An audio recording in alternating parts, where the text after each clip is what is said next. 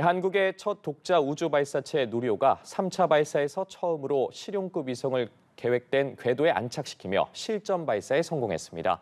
뉴스페이스 시대에 신호탄을 쐈다는 평가가 나오는데요. 3차 발사 성공이 의미하는 것은 무엇인지 장영근 한국항공대 교수와 함께 짚어보도록 하겠습니다. 어서 오십시오. 네, 안녕하십니까. 네, 교수님 안녕하십니까. 누리호 3차 발사 성공, 반가운 소식이 들려왔습니다. 현재 누리호에 실린 차세대 소형위성 2호와 이 지상국 사이에 쌍방향 교신이 성공적으로 이루어졌다는 소식도 들려왔는데 관련 분야 연구자로서 좀 소감을 먼저 여쭙겠습니다. 네, 사실은 우주의 인공위성은 여러 가지 용도로 쓰이지 않습니까? 통신이라든가 지구 관측이라든가 항법이라든가 예. 보통 내비게이션 자동차의 것도 대부분 다 이제 그런 데 사용하는 건데요. 그러니까 이런 그 인공위성을 우주에 올리는 우주 운송 수단이 발사체입니다. 결국 이제 발사체를 그동안 우리가 이미 1990년대부터 국내에서 독자적으로 개발하는 것을 소원했었는데 예. 어떻게 보면 이제 그동안 거의 20여 년 동안 계속해서 이제 개발을 하고 작년까지도 시험 발사를 했고요. 그래서 어느 정도의 완성도가 돼서 이번에 이제 최초로 어떻게 보면 시험 발사 딱지를 떼고 이제 발사를 했는데 예. 무난히 이제 성공을 한 거죠. 그러니까 어떻게 보면 한 30년 이상의 수건 사업이 달성된 거다 이렇게 보시면 되겠습니다. 상당히 역사적인 수건 사업이 이루어졌다 이렇게 볼 수 있겠는데 앞서 두 차례 발사 때는 좀 시험 발사라고 표현한 반면 이번 발사 때 실전 발사다 이렇게 표현을 하더라고요. 네네. 앞선 발사와의 차이점 뭐라고 보십니까?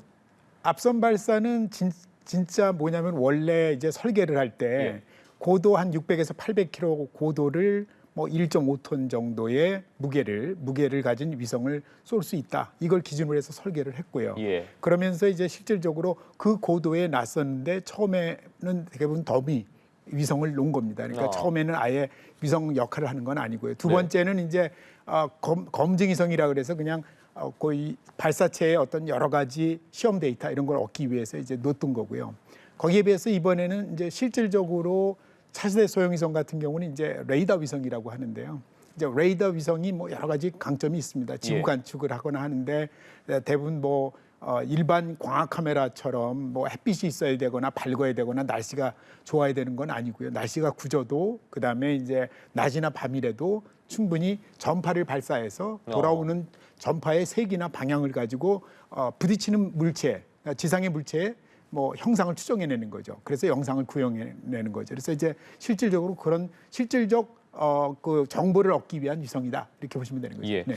이 첫 로켓을 개발한 후에 연속적으로 발사에 성공하는 건 역시 상당히 어려운 일이라고 하더라고요. 어렵죠. 예. 그러니까 어떻게 보면 이제 저는 로켓 기술을 시행착오의 기술이다 이렇게 얘기를 합니다. 예. 그러니까 이제 예를 들면 1, 2, 3, 1차, 2차, 3차 실패하고 4차, 5차 되는 수도 있고요. 어떤 경우는 1차는 실패했는데 2, 3차 실패하는 경우도 있고요. 그러니까 결국은 뭐냐면은 그만큼 거의 완벽해야 된다라는 거죠. 그러니까 똑같은 설계를 기반으로 우리가 이제 하드웨어를 제작을 해서 만들었더라도 실질적으로 조금이라도 오차를 허용하지 않는다. 예. 이제 이런 면에서 이제 굉장히 어려운 기술이다 보는 거죠. 네. 예. 지금 큐브 위성이죠. 이 도요셋은 4기 중에 2기가 교신이 됐고 기업 큐브 위성도 이 3기 중에 2기가 위성 신호 수신이 확인이 됐습니다. 이 나머지의 사출 성공 여부 언제쯤 알 수 있고 이게 만약 확인이 안 된다면 또 어떤 의미를 갖는 건지 이제 왜 그러냐면 차세대 소형위성은 한 180kg 정도 돼요. 예. 그러면 이제 어떻게 보면은 조금 이제 아주 초소형 위성보다는 약간 벗어난 약간 중간급의 위성이라고 보시면 예. 되고요. 소형 위성이지만 네. 그 나머지 위성들은 대부분 다 10kg 미만 수준의 위성들입니다. 10kg. 그 얘기 무슨 얘기냐면 실질적으로 이게 전력을 생성할 수 있는 태양 전지판 이런 게 크기가 굉장히 작아요. 그러다 보니까 이제 파워가 작다 보니까 실제로 통신을 하기가 어렵습니다. 그래서 이걸 이제 대부분 다 이런 작은 위성을 큐브셋이라고 하는데 이 위성들이 잘 올라가도 통신하기가 어려워요. 그러니까 그렇군요. 통신의 그 강도가 약하기 때문에 잡기가 어렵다. 근데 이제 7기 중에 이제 지금 3기를 못 찾았다는 얘기는 무슨 얘기냐면 이제 사출은 했는데 실제로 제일 먼저 얘가 사출을 하면은 각 위성이 비콘 신호를 계속 내보내줘요. 예. 그래서 비콘 신호는 뭐냐면 삐삐삐삐 하면서 내보내주면서 나 살았다라는 걸 보여주는 건데 이 3개 위성은 지금 비콘 신호를 지금 못 받고 있는 거죠. 그러면 이제 그 이유가 예를 들면 지상국하고의 정확하게 통신 교신이 되는 방향이 있어야 되는데 그게 안 맞을 수도 있어요. 그러다 보니까 좀 시간이 필요하다. 뭐 이렇게 보는 거죠. 네. 예. 네, 그럼 이제 누리호에 실려 올라간 위성들이 보내올 자료들이 또 어떤 내용들인지도 궁금하거든요. 차세대 소형 위성은 아까 말씀드린 대로 예. 이게 영상 그 이제 레이더 위성입니다. 그러니까 전천후 영상 레이더라고 그래서 신테틱 에퍼처 레이더라고 그러는데요. 이건 무슨 얘기냐면 조금 아까 말씀드린 대로 이런 전파를 가지고서 지상에 쏴서 그 전파가 돌아오는 속도나 어떤 방향, 이 강도를 보고서 이제 영상을 구현해내는 기술이에요. 예. 그러다 보니까 이제 얘는 이제 찍어놓으면 뭐 예를 들어서 각종 지구 관측을 할 수 있는 거죠. 예. 특히 이제 일반 광학 관측과 달리 낮이나 밤이나 또는 날씨가 흐려도 상관없습니다. 전파는 구름이 껴도 통과를 하니까요. 그래서 이제 그런 전천후 영상 데이터를 얻을 수 있다. 이제 이렇게 보는 거고요. 나머지 그 소형 그 이제 위성들, 작은 큐브셋들은 대부분 다 뭐냐면 뭐 우주 핵심 기술 검증을 한다든가 아니면 우주 날씨 측정에 활용을 한다든가 그다음에 뭐 어떤 거는 이제 우주 방사능을 측정한다든가 뭐 이런 여러 가지 다양한 기능을 가지고 있습니다. 예. 네. 이번에 실전 발사에 성공하면서 이 세계 7번째 우주 강국에 진입을 했다. 이런 평가가 나오고 있습니다. 예, 그런데 사실 뭐 능력을 갖춘 것과 뭐 실제 활용하는 것까지는 좀 간극이 있을 수 있지 않겠습니까? 네네네. 예, 실제 우주 강국들과 비교해 봤을 때 우리나라의 민간 우주 개발 수준 어디쯤 와 있다고 봐야 할까요? 사실 민간 우주는 아직은 상당히 이제 빈약하다. 예. 왜냐하면 이제 최근에 뉴스페이스라는 개념이 나오는데요. 그 뉴스페이스라는 건 뭐냐면은 원래 우주 개발이라는 건 상당히 많은 비용이 든다. 그래서 이제 정부 주도로 사업을 했다는 거고요. 예.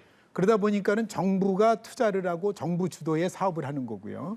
그다음에 이제 최근에 와서 스페이스X의 그 이제 팔콘 9이라는 발사체가 굉장히 저비용으로 많은 위성을 발사할 수가 있어요. 그러다 보니까 결국 이제 발사 비용이 단축이 작아지니까 결국 너도 나도 인공위성을 쏠 수 있게 된 거고 인공위성을 쏴서 그거를 가지고 이제 예.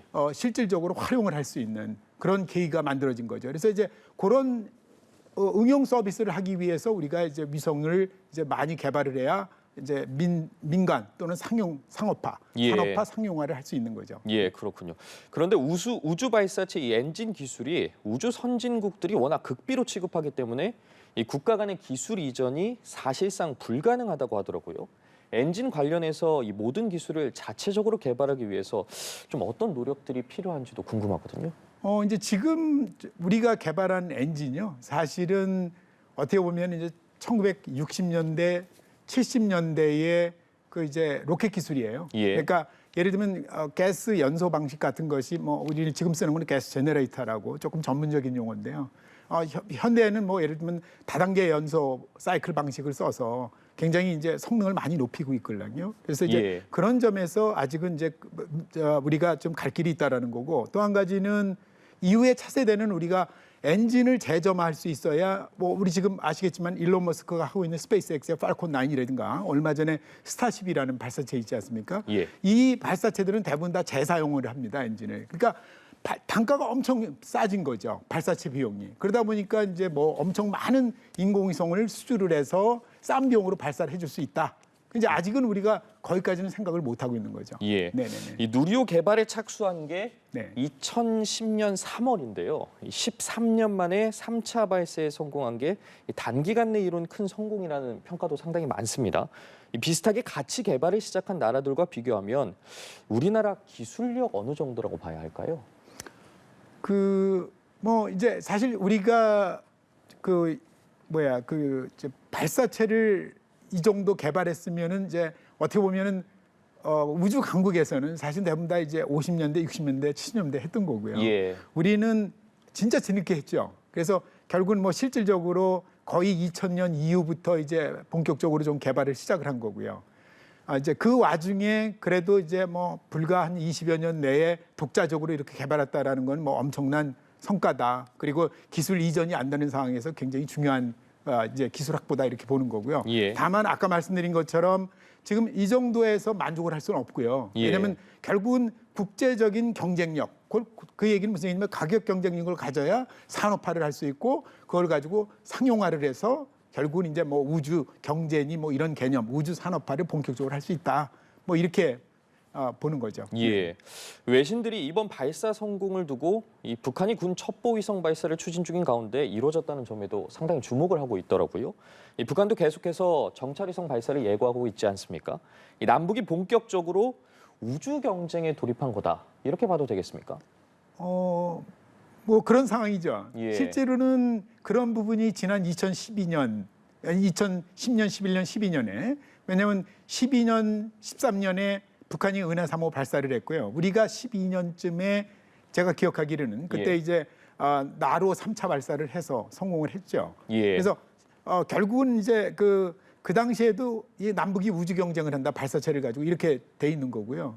결국은 양쪽이 그러니까 북한에서는 지금 현재 뭐냐면은 어떤 그 군사적 목적에 의해서 계속해서 이제 정찰위성을 개발하고 그 정찰위성을 발사할 수 있는 발사체를 개발해서 하겠다라는 거고 결국은 그 엔진 자체가 백두산 엔진이 기존의 탄도미사일로 쓰고 있는 화성 뭐 12, 14, 15, 17 예. 이런 엔진입니다. 그러다 보니까 이제 그런 중복성이 많다 보니까 우리하고는 좀 다른 거고요. 예. 현재 우리가 쓰고 있는 우리 누리호 그 발사체는 엔진이 뭐냐면은 뭐 어제 보셨겠지만은 액체산소를 산화제로 써요. 그게 무슨 얘기냐? 액체산소라는 거는 뭐냐면 이게 크라제닉이라 해서 극좋은 유체인데요. 예. 이것이 상당히 이제 일반적인 탄도미사일의 산화제로 쓸 수가 없는 겁니다. 왜냐하면 마이너스 130도를 유지하기 위해서 굉장히 엄청난 시설이 필요하거든요. 그러니까 대부분 다 일반적으로 탄도미사일과 비교해서는 다른 거다. 뭐 예. 그렇게 말씀드릴 수 있겠습니다. 네네. 이 장거리 미사일을 만드는 기술과 노하우를 축적하는 데도 도움이 될 거라고 하더라고요. 그거는 뭐 넘겨짚는 거고요. 아, 그렇군요. 왜냐하면 예. 지금 뭐 우리나라도 지금 이제 탄도미사일을 많이 개발하고 있어요. 군 쪽에서. 그런데 이 미사일들이 대부분 다 우리는 고체를 씁니다. 미국도 액체 추진제에 탄도미사일 없어요. 예. 그리고 중국과 러시아는 그 옛날에 스커드 기반의 액체 탄도미사일을 개발을 했고, 근데 액체를 하면은 추진제를 연료 산화제를 주입하는 데 시간이 걸리니까 전쟁에서는 굉장히 불리한 거죠. 예. 그러다 보니까 그 영국과 러시아와 중국도 이제는 다 고체 추진제 탄도미사일로 가고 있는 거죠. 그러니까 우리도 군 쪽에서 뭐 누리호의 액체 추진제 엔진을 사용해서 뭐 탄도미사일을 한다, 뭐 아니면 ICBM을 만든다, 하나도 그럴 이유가 없는 거죠. 예, 네네네. 그렇군요. 네. 누리호가 앞으로 2027년까지 세 차례 더 발사될 예정이지 않습니까? 이 발사 비용도 사실 만만치 않은 걸로 알고 있는데 이 추가 발사를 통해서 어떤 기술들을 좀 축적해야 할지도 궁금합니다. 사실은 이제 이게 굉장히 좋은 질문이신데요. 예. 그러니까 이 질문이 굉장히 이제 아마 이제 이슈가 현안이 될 거고요. 왜냐하면 우리가 사실은 이 지금 누리호를 75톤으로 이렇게 4개 묶어서 300톤 엔진으로 해서 뭐 예를 들면 저궤도에 한 1.9톤 정도의 인공위성을 발사할 수 있다. 그러면 예. 이제 이거를 앞으로 계속한다 그러면 이제 비용이 상당히 이제 많이 들 거고요. 예. 많이 들 거고요. 예. 그래서 이제 비용이 많이 들기 때문에 사실은 이제 그 과연 국제적인 경쟁력이 있겠냐. 예. 그러니까 무슨 얘기냐면은 지금 팔콘 9 스페이스X의 팔콘 9 같으면은 예를 들면 저궤도에 인공위성을 올리는데 킬로그램당 $2,700 정도 돼요. 그런데 지금 누리호는 이제 아직 개발상이라 단가를 예측할 수는 없어요. 그냥 예. 개발 비용으로 치면 $2,700불이 아니고 우리는 한 $10만 정도 듭니다. 그러니까 이제 그런 것들을 얼마나 줄일 수 있느냐, 그걸 줄이기 위해서는 엔진을 재사용을 해야죠. 예. 그러니까 우리는 지금 엔진 일단 다 버리걸라요, 바다에다가. 그렇군요. 그런데 이제 재사용을 해서 지금 팔콘 9 같은 경우는 지금 한 15, 16번씩 써요. 예. 그러니까 엄청 비용을 줄일 수 있는 거죠. 야. 그 정도 수준이 돼야 우리가 이제 경쟁력을 갖출 수 있다. 이제 이런 거고, 결국은 우리가 75톤 엔진으로는 아까 말씀드린 대로 약간의 구형의 엔진이기 때문에 예. 그걸 가지고 그렇게 재사용 엔진으로 만들기는 어렵다. 그러다 보니까 지금 이제 올 말부터 100톤 엔진을 개발을 해서 500톤 1단 추력의 그런 차세대 발사체를 개발하겠다. 이렇게 지금 계획을 세우고 있는 거죠. 예. 그러면 이제 지금 75톤 기반으로 한 누리호 발사체는 어떻게 할 거냐? 아직 이게 계획이 없어요. 예. 그럼 이제 지금 고도화 사업으로 2027년까지 3번을 더 쏘더라도 그 이후엔 또 뭐 할 거냐? 이제 이런 계획이 아직은 없는 거죠. 예. 네네. 이후에 사실 뭐 누리호보다 더 고도화된 이 차세대 발사체도 개발할 계획인데 차세대 발사체와 관련해서는 좀 어느 수준까지 끌어올려져 있다고 보십니까? 지금 계획상으로 보면 아까 말씀드린 대로 이제 연소 방식도 이제 약간 현대식으로 예. 바꾸고요. 그리고 재점화가 가능하다. 그러니까 무슨 얘기냐면 얘가 엔진을 한번 끈 다음에 다시 킬 수 있어요. 그걸 이제 재점화라고 하고요. 공중에서. 그리고 실질적으로는 제가 보기에는 뭐 가장 중요한 게 뭐냐면 재사용이 가능해야 되는데 지금 차세대 발사체를 하면서 현재 계획은 뭐냐면은 재점화하고 그다음에 연소 방식은 현대식으로 쓰지만 재사용 엔진까지는 지금 개발할 계획이 없습니다. 예. 그게 이제 뭐 어쨌든 기술적 한계가 있든 여러 가지 이슈가 있으니까 그래서 결국 2032년까지 개발하는데 그때까지 재사용 엔진이 없다는 거죠. 예. 네네네. 그렇군요. 그러면 아직 조금 더 개발 상황은 좀 지켜봐야 할 것 같은데 네네네. 잠시만요, 교수님. 저희가 조금 전 속보로도 전해드렸는데 이 항공 전문가이신 교수님께서 나와 계셨으니까 좀 여쭤보도록 하겠습니다. 이 아시아나 항공 여객기 출입문 사고 관련해서 지금 시청자께서 또 보내주신 제보 영상이 들어와 있는데요. 함께 좀 보도록 하겠습니다. 예, 이 영상을 보면요, 지금 승객들이 탑승한 상황에서 이 출입문이 열린 채 이렇게 비행하는 사고가 발생을 했는데 이 대구공항에 착륙하기 직전에 이 출입문이 갑자기 열렸다고 하더라고요. 이 비행기 문이 사실 쉽게 열리지 않는 걸로 알고 있는데 지금 영상 보시면 어떻게 된 상황인지 좀 설명 좀 해주시죠. 그 상상하기 어려운 예, 뭐 굉장히 대형 사고고요. 예, 그러니까 이제 아마 저게 락킹 장치가 돼 있는 거로 제가 알고 있고요. 예. 근데 저거를 아마 누군가 이제 그래서 우리가 좌석을 앉을 때 비상구 좌석에 앉으면 이제 그런 주의를 다 저 승무원들이 줘요. 안내를 받죠, 예, 예. 저희가. 그래서 예. 뭐 대부분 다 또 나이 든 사람 안 태우죠. 혹시 실수할까봐. 그래서 뭐 사고가 나면 젊은 사람들이 다 가이드를 해야 되니까. 근데 실질적으로 뭔가 거기 앉은 사람이 아마 이제 비상구 레버를 건드린 것 같아요. 뭐 예. 실수를 하든 뭐 신기해서 뭐 의도적으로 했던. 그래서 이제 그 문이 열렸다는 거고요. 예. 그래서 이제 굉장히 큰 문제가 생겼던 거죠. 예. 속보 들어온 내용을 보면 좀 호흡곤란 승객이 좀 놀라서 좀 돌발적으로 한 행동이다 이런 소식이 전에 들어와 있더라고요. 말씀하신 뭐 것처럼 좀 충분히 예. 그럴 수도 있을 거예요. 뭐 예를 들면은 이제 뭐 고소공포증이 있다든가 그래서 그 안에서 뭔가 갑갑하고 답답하니까 나 빨리 내리고 싶다. 예. 그런 어떤 순간적인 그 생각으로 이제 그냥 열은 거죠. 너 더 이상 여기 못 있겠다. 예. 이제 그런 감정으로 했던 것 같습니다. 예. 굉장히 큰 문제, 큰 현안입니다. 그런. 예, 다행히 뭐 지금 들어온 속보에 따르면 이제 추락자는 없다 이런 네. 소식은 들어와 있어서 참 다행인데 네. 말씀해주신 이 비상구 레버를 건드렸다는 이 비상구 좌석에 앉은 승객이 비상구 레버를 자기가 건드렸다 이런 진술을 경찰이 확보했다고 하는데 이 말 그대로 이건 비상시에 그 좌석에 앉은 승객이 안내에 따라서 열어야 되는 거잖아요. 그러면 그리고 이제 다행인 거는 아마도 제가 보기에는 이게 그냥 뭐 순항 고도가 보통은 이제 뭐 짧게는 국내에서는 한 6km에서 한 9km 정도 비행을 해요. 이제 국제선 같으면 한 10에서 12km 이제 비행하는데 그쯤 예. 되면은 기압의 차가 심하기 때문에요. 문 열리면 큰일 납니다. 예. 왜냐면 다 빨려 나가거든요.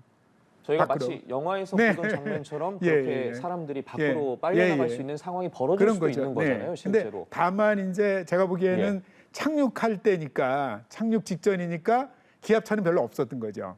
예. 고도가 낮으니까요. 그래서 이제 그런 사고는 없었고 다만 저렇게 화면에서 보시는 것처럼 엄청난 바람이 있었을 거고요. 이제 저 상태에서 뭐 착륙 직전이니까 아마 대부분 다 그 벨트는 맸을 것 같고요. 그래서 아마 그런 점에서 아마 사상자가 나거나 그렇지는 않았을 것 같습니다. 예. 네. 당시 상황을 좀 한번 정리해 드리면 이 항공기에 194명이 탑승을 한 상태였고 다행히도 다친 사람은 없다는 소식이 들어와 있습니다.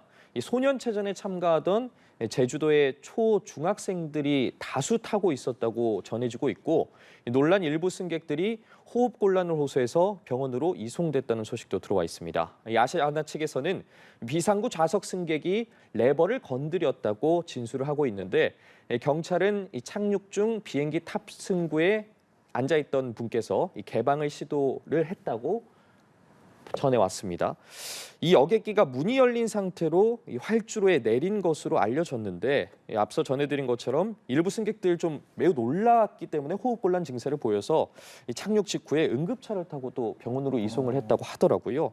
이 고도가 높았다면 조금 전 말씀해주신 것처럼 정말 큰 사고가 발생할 수도 있었을 것 같은데 이 고도가 도대체 어느 정도 위치였다면 정말 위험한 상황이 벌어질 수도 있었던 겁니까? 그러니까 이제 뭐 고도가 예를 들면은 뭐 우리가 일반적으로 보면 한 4km 정도 되면 예. 뭐 그때까지 4km 정도만 돼도 호흡은 할 수 있어요. 그렇지만 이제 폐가 낮은 좀 약간의 상태가 안 좋은 사람들은 4km 정도 되면 어렵죠. 예. 그러니까 산소호흡기를 달아야 되거든요. 그런 상태에서 이제 물론 이제 그 상태가 되면은 만일에 산소호흡기가 내려올 거예요, 자동으로. 예. 이미 고공에서 문이 열리고 그랬으면요. 근데 뭐 제가 보기에는 뭐 이게 만일에 누가 건드리지 않았고 자동으로 그 락킹 장치가 풀렸다 그러면 뭐 굉장히 중대한 사고고요. 예. 사고고요. 왜냐하면 그걸 우리가 2중, 3중으로 제가 알기로는 승무원들이 다 체크를 하거든요. 다 이렇게 비상부가 여러 개가 있기 때문에 다 신호를 해가면서 체크를 하는데 예. 굉장히 이해하기 어려운 일이고요. 아까 말씀하신 대로 누군가 뭔가 하여튼 답답해서 그거를 비상구의 레버를 의도적으로 이제 건드렸다. 뭐 그러면은 아마 그거는 가능한 시나리오일 것 같습니다. 예. 네네. 참 다행히 아직까지 뭐 부상자나 이런 추락자가 없어서 다행이긴 한데 오늘 어쨌든 누리호 관련해서도 그렇고 조금 전 들어온 사고 속보 소식 관련해서 설명해 주셔서 고생 많으셨습니다. 교수님. 말씀 여기까지 듣도록 하겠습니다. 장영근 한국항공대 교수와 함께 이야기 나눠봤습니다. 말씀 고맙습니다. 감사합니다.